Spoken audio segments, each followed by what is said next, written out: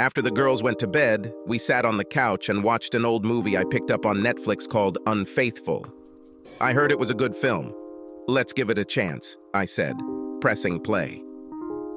Since the film was about cheating spouses, I planned the conversation in advance. During the movie, I told Kim that there was a girl in my office who had been hitting on me for the past few months. "You can imagine me with another woman," I said, laughing. She looked at me with narrowed eyes. "Really, who? If I catch you even thinking about being with her, I'll leave. You understand?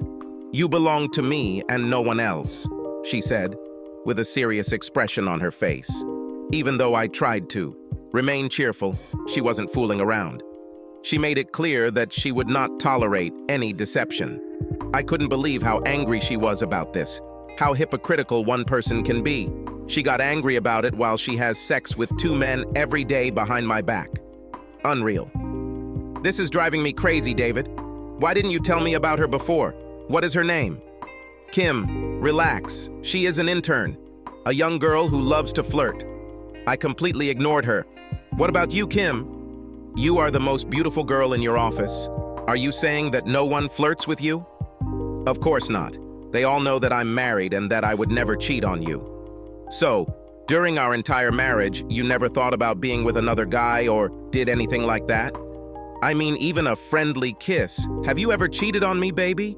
Now she was truly angry. "Are you kidding me? Did you really just ask me that? I constantly tell you how much I love you. I am always with you, and I could never think of being with another man. You're an ass. I can't believe you asked me this." I apologized, I agreed with her, and continued watching the movie. I smiled to myself, thinking that she should have become an actress, because she was so convincing that I even doubted myself. No wonder she was so good at her job, I thought. After things had calmed down a bit, she pressed herself against my shoulder again, and I felt the time had come. I picked up my phone, opened the text app, and selected a photo of Kim and Jonathan kissing on the dance floor with his hand on her ass. I was looking at the photo when she noticed that I was distracted. "What are you doing, David? Why aren't you watching the movie?" "Because what I'm looking at is more realistic." "What are you talking about?" I turned off the sound on the movie and showed her the photo. She froze and tried to say something, but nothing came out. I sat there, still looking at the photo, and said, "Wow, what a sexy kiss you're giving Jonathan." "I can explain. Where did you get this photo from?" "When you were having dinner with your boyfriend, Greg Stanton was in the same restaurant and saw you with that guy. He texted me to find out if it's really you or if you're a perfect match. Well, it was you, and he sent it to me. Moreover, I must say that you look so sexy in this dress. I have never seen you in such a short or revealing dress. I think you wanted to impress your boyfriend. Oh, you were going to explain it. I can't wait to hear this," I said, putting the phone back on my lap. "Baby, we only had one dance and he was drunk. When the song ended, he grabbed me and kissed me. What you don't see is that right after that I slapped him and made quite a scene. I would never let this happen. I actually bought this dress for a business dinner, but I didn't realize how revealing it was until now. I am so sorry." "Oh, I understand. This can happen. And that was the only time this happened?" I could tell she wasn't as confident as usual and said, "Yes, baby, and he'll never do it again." The movie continued, and I sat back and sat quietly, knowing that Kim was worried. After a few minutes, I took my phone and opened a video of them sitting on the couch with my hand up her skirt and started watching. She looked at me with a frightened look. "What are you looking at now?" "Remember that night when you called me and said you had a long day and you went back to your room and were getting ready to sleep?" "Yes," she whispered. "It's funny because I got another text from Greg 2 hours after you called, and this time it was a video. Do you want to take a look?" I said as I pressed play and clearly showed her and Jonathan kissing as his hands explored her hidden treasures that were supposed to be mine alone. "I can't wait to hear a new explanation," I said, smiling. Now my anger was gone, and all I felt was contempt and amusement at her reaction. "Oh my God, David, I am so sorry." After we got off the phone, Jonathan called and said we needed to discuss the problem with one of the clients we were meeting with in the morning. He asked me to go down to the lobby to prepare for the meeting. I barely remember this video because I had a few drinks and got a little drunk. You know how I am when I'm drunk. I know the video looks bad, but nothing happened after that. I remember exactly how I went up to my room. I told him to stop, was happily married, and left. Nothing happened. You have to trust me. That's part of the problem, kitten, I said, emphasizing the name kitten. I saw her blink when I said that and continued. The problem is that I always believed you, but in the last 20 minutes, you lied to me twice. Can you see it from my side? I'm alone, and the love of my life is kissing her boss in 2 photos while wearing the sluttiest outfit she's ever worn. How do you think I feel, baby? David, I love you. This was 3 months ago. Why didn't you say anything earlier? Honestly, I wanted to see if you would tell me yourself.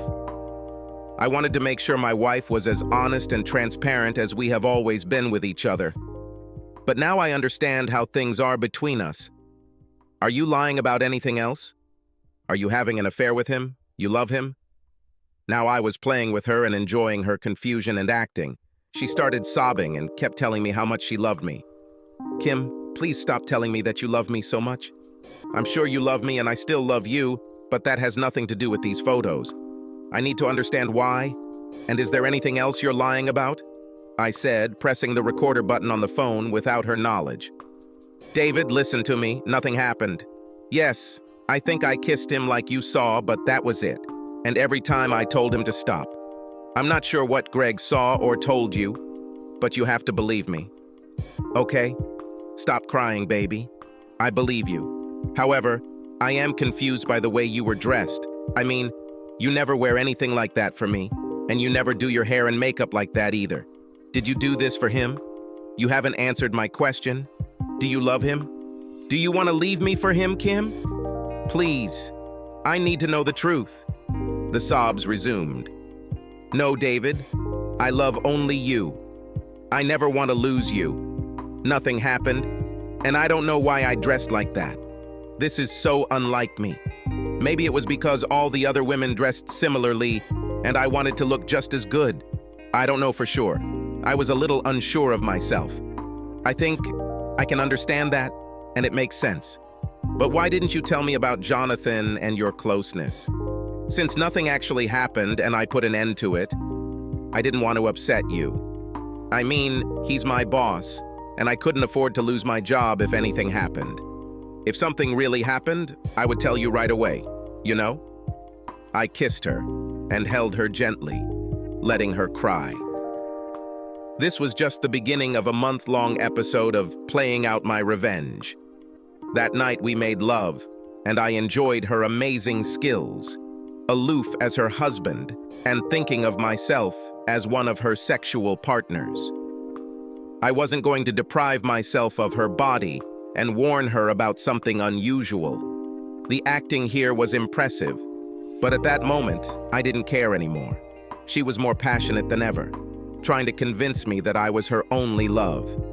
This continued for the next few weeks, every night. Her acting skills were on point, and I just enjoyed the show. The next morning, I did go to the Cloud to see if she had any correspondence with Jonathan, and of course, she did not disappoint. Oh my God! Someone took photos of us at the fair and sent them to David. His friend was at the restaurant and saw me without David. I'm not sure if he knows, but the video showed us kissing. Holy shit. Now that you mentioned it, I remembered that some guy with a phone across from us was watching what was happening. But I didn't think anything like that. What did David do? Nothing.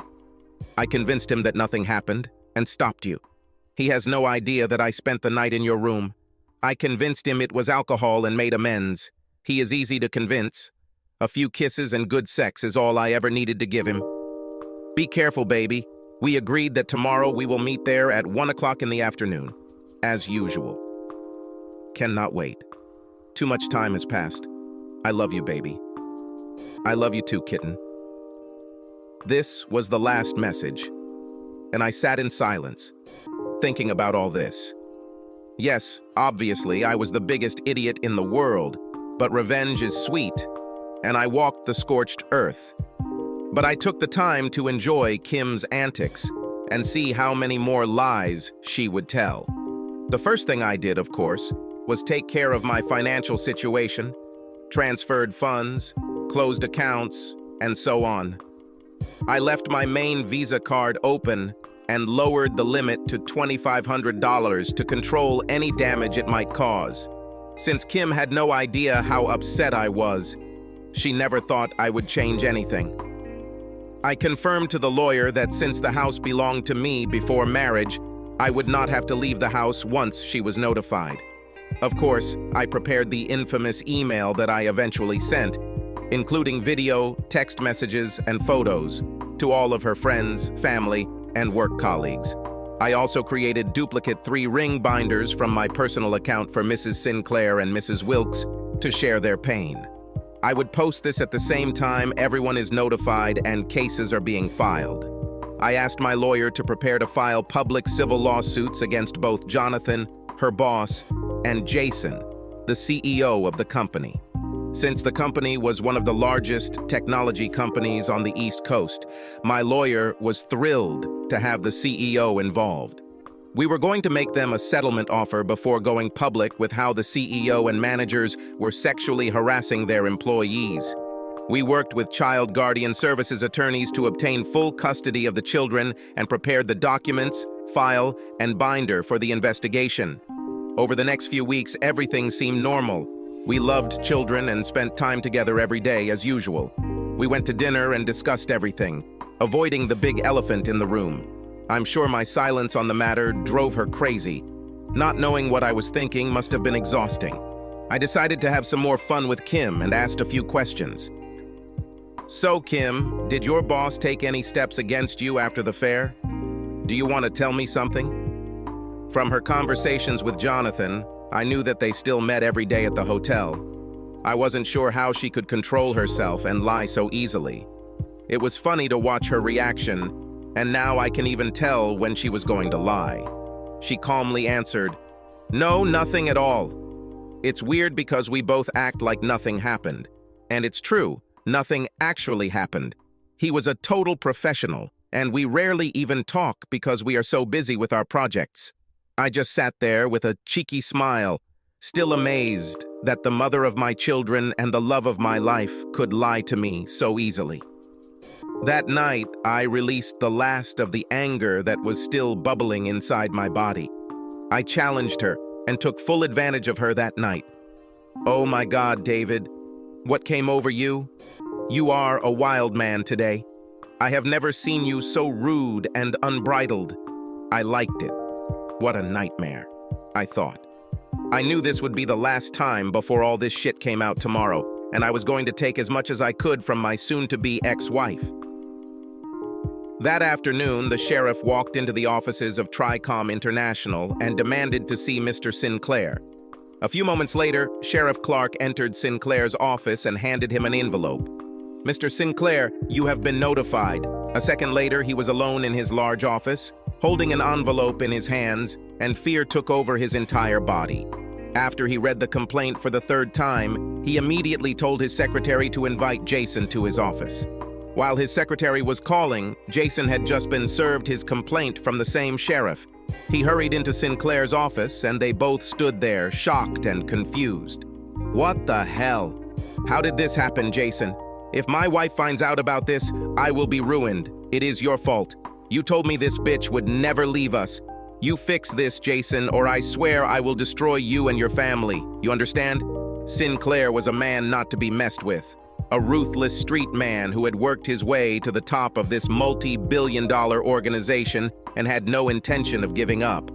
Jonathan ran out of his office and waited for the elevator to go down to the 12th floor and talk to Kim.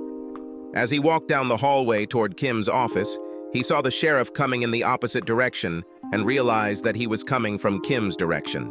He ran into her office and saw her sitting at her desk, with tears streaming down her face. She cried uncontrollably and could not speak. David had just destroyed her world, just like she had destroyed his months ago. It took her over an hour to calm down enough to be able to speak, and even then, she could barely string a sentence together. Kim, what the hell happened? How did he know about all of us? What do you mean? I was just served with divorce papers. What do you mean by us? Sinclair and I have also been prosecuted and are facing a civil lawsuit for what happened. We don't know what evidence he has, but there must have been more to it than the 2 images you saw. You need to force David to back down, otherwise Sinclair will destroy us and my family. Oh my God, this is bad. It's horrible. Go to him and make him understand. Do whatever you need to do to stop this. Go home and deal with this. Call me tonight if you can and let me know what's going on. Kim packed her things, still shaking, and drove home. The man she loved, her husband, and the father of her children, was going to divorce her. She didn't want a divorce and really loved David, but somehow she found that sexual stimulation was what she needed and couldn't stop. She had to make David understand that she couldn't lose him over this. She returned to an empty house. The girls were at David's sister's house, as they were every afternoon, while they both worked. She called David's sister and asked if she could leave the children overnight. She didn't ask why, but of course Katie was happy to have the girls over for the night. Kim took a shower, fixed her hair and makeup, and waited for David to return from work. At 6 o'clock, she heard the garage door open and nervously waited for him to enter the house. "Hi, Kim. I didn't expect to see you tonight. I assumed you'd be with Jonathan. Oh, wait, he's married and has kids. I think this might be awkward. David, please, let's talk." She took his hand and sat him down next to her on the sofa. She looked surprisingly put together and much nicer than usual when she met him. He expected this and continued to play the game. "David, as you already know, I was notified today. But do you understand that I don't want a divorce? I need you, and I love you. I won't sign these papers. Jonathan means nothing to me. Yes, we had sex, but it was not love. I just needed it, and I'm so sorry. I'll never do this again, I promise." "Oh, do you promise? I think I can trust you now. So yeah, I'll just forget everything and we can go back to normal," I said, with a loving smile. Kim grabbed me and kissed me. "Thank you, baby. I love you so much. I'm glad that you forgive me and understand. I will never lie to you again." This was a surprise. I was sure that she understood that I was being sarcastic. I pulled back and pushed her away. "You're crazy, woman. I can never trust you again. After all your lies and deceit, there is nothing left. I gave you so many chances, but you continued to lie, fool me, and ruin our lives. I know all about your daily hotel lunch meetings with your bosses. Did you really think that I would take you back after what you did? Have you ever thought about the harm you are doing to girls?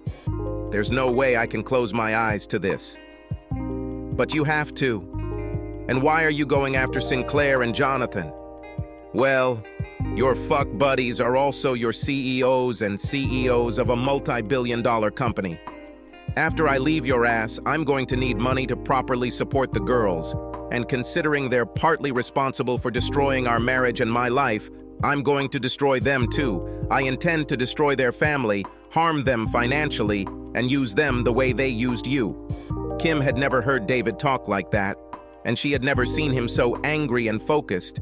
The gravity of the situation finally dawned on her, and she realized that she was no longer in control of the situation or her husband. All she could do now was beg. So, with tears in her eyes, on her knees, she held David's legs and begged for forgiveness. David really felt sorry for her, but his rage overcome this weakness, and he carried her to the sofa. In a soothing voice, David addressed Kim as if she were a child. "Listen to me, Kim. You need to pack your bag and go to your mom's house for a few nights. Find a lawyer and then we can set up a meeting to discuss everything. In the meantime, a word to the wise, I advise you to stay away from Jason and Jonathan. Things are about to get ugly." Later that evening, at her mom's house, she explained that she and David had gotten into a little fight and needed to be with her for a few days. At 11 p.m. that same day, she called Jonathan on his cell phone. Jonathan asked her to wait and quickly connected Jason with a three-way call. "Jason, are you here? Kim, are you there?" Yes, we are here." Sinclair began the conversation. "So, Kim, did you manage to persuade him to give up the lawsuits and the divorce?" No, in fact, he kicked me out and warned me to be careful because it could lead to trouble. Sinclair shouted into the phone. Jesus Christ, Jonathan, what have you done? Kim, you're a fucking bitch. I swear I will have you and Jonathan killed if my family finds out about this. I don't care what you do, but make it stop. Kim cried. I can't do anything. He is out of control and won't listen to anything I say. He doesn't even answer my calls or texts. Sinclair spoke up. Jonathan, you need to fix this. Make an appointment with David and have him meet us at a bar somewhere. Anything loud and the noisier the better. Kim, you will be there too, and ask him to drop the lawsuit in front of us. If he says no, then Jonathan and I will explain how harmful it will be for him and his family if he doesn't back down. I have people tasked with fixing things like this, and I won't hesitate to use them to keep this show from turning into complete crap. Jonathan, do you understand what you need to do? Yes, Mr. Sinclair. Kim, you know what you have to do, right? Yes, Mr. Sinclair. Do it and make it happen tomorrow afternoon. We don't have time to waste. Make an appointment tomorrow. Sinclair disappeared. Kim and Jonathan hung up after a few minutes, mulling over the situation. That night, when David heard the call, he was not surprised by their desperation and made his own plan. As expected, Jonathan called David the next morning and asked for a meeting to discuss a settlement. He said to meet him in the courtyard at 6 p.m. that same day. David agreed, and at 4 p.m. he was in his private investigator's office, preparing to meet with Jonathan. They have used the latest technology with noise-canceling technology to focus on the frequency of the voice and get clear sound, even in noisy environments. A private investigator will also be there to film the meeting as a stand-in for the event. David entered at 6:15, deliberately making them wait for him and adding a little extra time for the private investigator to locate his video camera. David saw Kim and approached the group. Kim, I'm surprised to see you here with your boyfriends, but I think we know what your alliance is. Gentlemen, what can I do for you? Why are we here? Sinclair spoke. David, I'm Jason Sinclair, and I asked for this meeting. Sinclair, you look completely different in real life. These videos don't do you justice. I can't say that I'm pleased to meet you. Yes, that is exactly why we are here. This is Jonathan Wilkes. Jonathan, the man who had sex with my wife and destroyed my marriage. I can't say I'm pleased to meet any of you. Sinclair spoke up. I don't blame you for your anger. Believe me, if I were you, I don't know what I would do, but whatever it is, we need to discuss something. Come on, what's on your mind? Said David. We want you to drop the lawsuits you filed against me, Jonathan and company. Funny, that's all? Oh no, sorry, I can't do this. Someone has to pay for taking away the most important thing in my life. Looking at Kim, he added, the only woman I have ever loved and the mother of my children. I can't imagine life without her. Kim began to cry when she realized how she had destroyed the most important things in her life. What will it take for you to stop all this and bring Kim back? Name your price. First of all, there is no amount of money in the world that you could offer me to take her back. She betrayed my love, my trust, and the lives of our children for a party with you two idiots. This will never happen. I will drop the civil and corporate cases under 2 conditions. Number 1, I want $5 million compensation. Number 2, I want to meet both of your wives and Kim. You fully admit what you did. If you agree to these 2 conditions, I will stop business. Fuck you, David.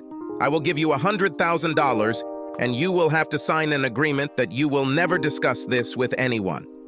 Sinclair leaned over and spoke quietly. I can't put my family through this, and if they find out, David, I'll kill you. Kim told us your entire daily routine, and making you disappear would be a piece of cake. So let's try again. He was shocked when David smiled and took a sip of his drink. Well, I can reduce the amount to $4 million, but your families need to know what you did. Sinclair was dumbfounded. David, you're writing your own death sentence. Think about it carefully. Drop the charges and take Kim back. It was just a fling. We can end this. David took out his phone and sent 2 text messages, opened his email and sent the email he had set up. All videos and images, text messages have now been sent to all of Kim's friends, her family, and work colleagues. The 2 text messages David sent were to the couriers who were sitting in front of Jason and Jonathan's house, awaiting his instructions. The message said, "Deliver the package," and within minutes, Mrs. Sinclair and Mrs. Wilkes now had duplicate 3-ring folders containing all the photos, videos, messages, phone calls, and evidence of their affair. Sinclair began to get angry and shouted due to David's inattention, "What the fuck, David? I'm talking to you." "What are you going to say? Will you drop the charges?" "My answer to you, Jason, Jonathan, and my wife is, go to hell." Just then, Jason and Jonathan's phones rang. Both their wives were talking on the phone. I saw Sinclair's face turn red, and he looked at me with angry eyes. I saw that Jonathan was in shock and actually saw tears welling up in his eyes. Kim looked at me and asked what was going on. I replied, "Check your email in a few minutes and I think you will understand." Sinclair hung up the phone with his wife, pointed his finger at my chest and shouted, "You're dead, David. I'm going to cut your throat and watch you die like a dog." He turned and left the bar. Jonathan looked at me and simply said, "Why? Why did you do this to me?" I was amazed that he asked something so stupid. "Really? You used my wife, the love of my life, and the mother of my twin girls every day for the last 6 months, and set her up with Sinclair for a threesome, and you're surprised someone would strike back. Everything I sent to your sweet wife was for her benefit, so that she would know what a degenerate predator you are, and how you have ruined so many lives." Kim's phone started ringing when her sister, brother, aunt called her just a few minutes later. Now they all watched the videos and photos, and they had a lot of questions. She said she didn't know what they were talking about and then opened her email to see what I had sent. Her jaw dropped and she looked at me angrily. "How could you do this to me? You've made it too easy, baby. I really love you, but it's over between us. And after I give this audio recording of this meeting to the police and social services, my lawyer is almost convinced that I will get full custody of the girls, and you will be lucky to avoid jail. Sorry, kitty. Yes, kitten, that's my pet name for you that you shared with your bed buddy. I know it all, princess, and now you must pay for all your actions." To avoid becoming public knowledge, Tricom settled the lawsuit by paying David Hunter $2 million. Jason Sinclair was suspended as CEO and fired without severance for violating the morals clause in his contract. He lost more than $10 million in stock options and a $5 million severance agreement. Sinclair is also serving a 5-year sentence for conspiracy to commit murder, along with several other charges, after they investigated his business dealings. Sinclair's wife divorced him while he was in prison and crucified him financially. He will leave prison penniless, without a family and without a place to live. This news made David feel a little better, and he even smiled for the first time in months. Mrs. Wilkes also divorced Jonathan, leaving him no money, no home, no child support, and no half of his income in alimony. He was fined $1 million in a civil trial for conspiracy, adultery, and loss of affection in David and Kim's marriage. He had lost his job and was now working as a day laborer. David was still enjoying his revenge when he received news of Jonathan's fate. He was forced to file for bankruptcy and began living under an overpass near where the day workers gathered. This also gave David some pleasure, and he again found himself smiling more often. Kim was sentenced to 5 years in prison, but with David's help, the sentence was reduced to 1 year of house arrest and 4 years of probation for conspiracy. She lost her fight for the children, and David now has full custody. Because of the evidence and the crime, she was not successful in her divorce. The house belonged to David, so she had nowhere to live. Before she was fired, she made the same amount as David, so there was no child support. Kim fell into a deep depression and now lives in her mother's basement. The family turned on Kim for what she did, which caused her to lose visitation rights with her children. The email I sent with the video and photos attached revealed a dark side of Kim that no one recognized. This had the desired effect and completely destroyed the Kim family's support network. No one can seem to forgive Kim, including Kim herself. She is on medication due to 3 suicide attempts. She's been in and out of mental hospitals for the past 6 months and can't forgive herself for all the lives she helped destroy. David now spends all his time with the girls. Not having to work after the divorce allows him to devote his life to his children. The children have not seen their mother since the suicide attempt, but they have a strong support group in David's sister and mother. The girls will be fine, and this traumatic episode will not have any lasting effects on them. Revenge was sweet, but revenge would never fully heal David's wounds. He still loved Kim and forgave her, but he would never forget her. The girls kept him busy, which prevented him from feeling lonely. Because of betrayal, lies, and deceit, it will be years before David can love and trust again. It's amazing how little things can have a far-reaching impact on so many people. Be careful. Subscribe to our channel so that your second chaff doesn't cheat on you, and go ahead and listen to the next story, because this story is nothing compared to the next one. If you're under 18, don't even think about listening to the next one.